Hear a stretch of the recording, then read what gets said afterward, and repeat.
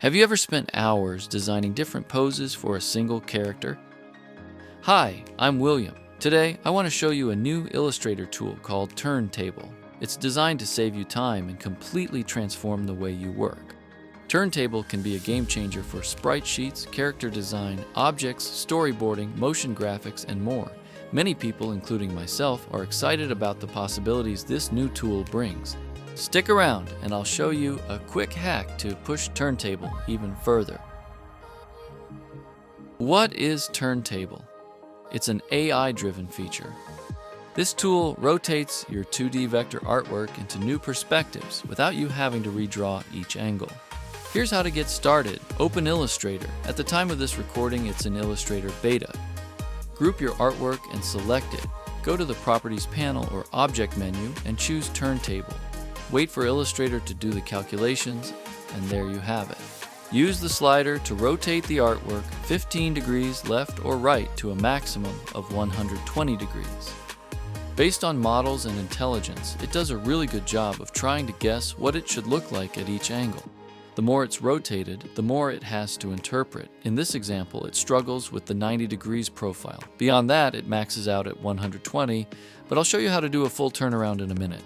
The insert view will place the current angle on your artboard. What would you use this for? Sprite sheets. You can generate front, side, and three-quarter poses in minutes. Character design. It's easiest to design a character from the front, but not the most interesting. Maybe you could design and then rotate. A huge time saver for sprite workflows. Motion graphics and artwork. Take the assets you've made and use them in new perspectives. It really is a new tool, and I'm sure there is many other applications. These are just a few. At this time, it's real good, but it's not perfect. Here's where it struggles. Abstract objects. Rotations get warped and unpredictable.